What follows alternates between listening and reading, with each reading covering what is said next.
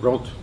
Bom, então nós temos, né, como eu ia dizendo, o absoluto descontentamento desses fazendeiros com a política financeira e a política monetária. E isso fez com que esses fazendeiros se organizassem politicamente no partido, e aqui começam as distinções, né, no Partido Democrata ou no Partido Republicano, desde que lhe defendesse contra a voracidade, né, do capitalismo financeiro americano. Naturalmente que isso teve, na verdade, várias marchas e contramarchas em resolução, em aspectos, em diversos aspectos. Porém, estes fazendeiros eram, por exemplo, os mais, por serem da própria região geográfica do sul dos Estados Unidos, eram grandes defensores da segregação racial. Nós temos uma aparente contradição. Ao mesmo tempo em que esses fazendeiros possuíam as suas vinculações políticas, as suas vinculações religiosas, com o que tinha de mais conservador e reacionário da sociedade americana, apoiaram, por exemplo, a política de intervenção econômica do Estado, coisa inédita nos Estados Unidos, do New Deal do presidente Roosevelt. Ou seja, enquanto que os setores conservadores eram contra o New Deal, na verdade, e eram contra os fazendeiros.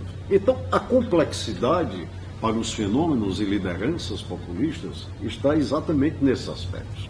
Ou seja, no caso americano, nós temos a presença de elementos reacionários, na verdade, na disseminação das lideranças populistas, principalmente, que representavam esses interesses de pequenos proprietários contra o capitalismo financeiro, mas que eram profundamente conservadores na sua ideologia, ou seja, de segregação racial e etc., mas por um outro lado, eram apoiadores do intervencionismo, que hoje nós chamamos de intervencionismo dirigente econômico das constituições.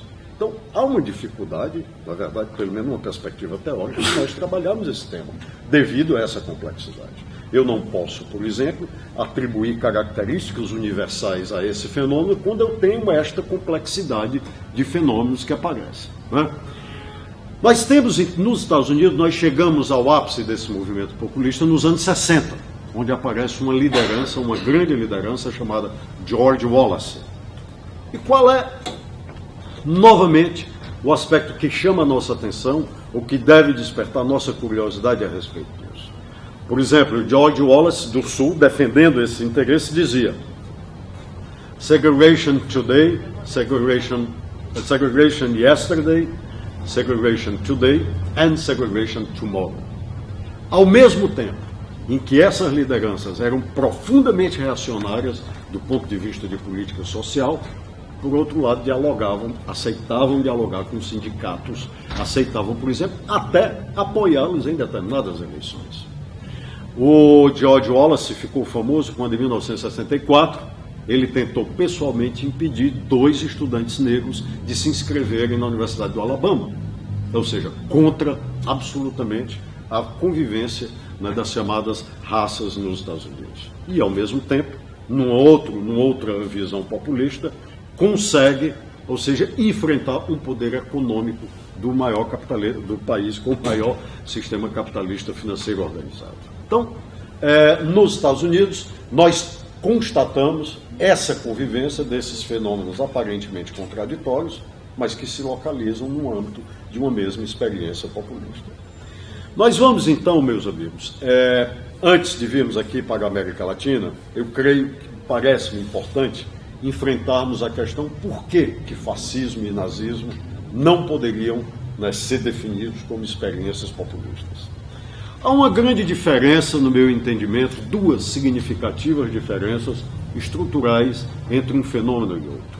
A gente deve ter muito cuidado, né, principalmente quando estamos numa academia, né, quando vamos chamar ou definir nazi. Há uma certa vulgaridade na imposição de nazifascismo. Ao fazer isso, eu penso que nós banalizamos, né, o verdadeiro sentido desses fenômenos que nós encontramos na nossa história.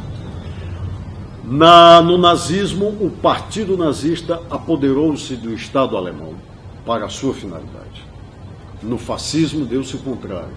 O Estado italiano é que apoderou-se do partido fascista para a consecução de seus objetivos. O nazismo, por exemplo, liquidou fisicamente, inclusive, todas as lideranças sindicais. O fascismo procurou exatamente no movimento sindical, né, um elemento da sua legitimação. Até que todos nós conhecemos a Carta del Lavoro, a Carta do Trabalho de 1921, que, claro, inspirou a consolidação da legislação trabalhista CLT no Brasil de 1943. Para além dessas diferenças, há mais significativa. A questão racial é central no nazismo. A questão racial não era central para o fascismo. Somente, por exemplo, e para numa perspectiva de maior aproximação com a liderança nazista, que era Adolf Hitler, somente em 1941 é que a Itália, já na guerra, aprova a primeira lei de limitação de propriedade por judeus, né, por exemplo, de linhas telefônicas, o que na Alemanha já tinha sido proibido desde 1932, utilização de transporte público, etc, etc. Então, o nazismo e o fascismo não procuravam necessariamente o diálogo com as massas, porque tanto o nazismo quanto o fascismo procuravam o fortalecimento do Estado. Achar que, e aqui é uma crítica contra o liberalismo desses movimentos, de que o Estado era a única força capaz de domesticar interesses políticos e econômicos privados, significava para esses movimentos algo absolutamente distinto do populismo, na medida em que nazismo e fascismo não procuravam necessariamente essa legitimação na massa. Ao contrário, ambos oprimiam o povo para assim poder governar e poder manter a sua existência. São várias as razões, mas eu enumeraria essas para dizer que nós não podemos definir, penso eu, nazismo e fascismo, não confundimos com experiência populista. Há uma minoria na literatura sobre populismo que alcança essa versão. Não creio que seja possível essa perspectiva. Eu chego agora, meus amigos, na questão do populismo na América Latina. Nós vimos esses dois exemplos na Europa, vimos o caso americano, eu gostaria de falar do caso da América Latina. Do ponto de vista da historiografia econômica, o desenvolvimento, ou melhor, a perspectiva de desenvolvimento industrial da América Latina se dá a partir dos anos 30, né? Ou seja, em diferentes intensidades e diferentes perspectivas em países da América Latina. Mas o que nós temos em comum? Né? Uma curiosidade que dialoga profundamente com o populismo. Naquela altura já se sabia que o petróleo era a principal fonte de energia. Portanto, já se sabia que o petróleo era fundamental para o funcionamento da indústria e, claro, da economia capitalista. As fábricas de carro funcionavam como motor da economia desses países. Evidentemente, os transportes, uma rede articulada de transportes precisa de energia para movimentá-la, e essa principal fonte de energia era o petróleo. Nós tivemos então a questão do petróleo no México, com Cárdenas, no Peru, com Aya de la Torre, no Brasil, com Vargas, e na Argentina, com Perón. E é exatamente no âmbito dessa disputa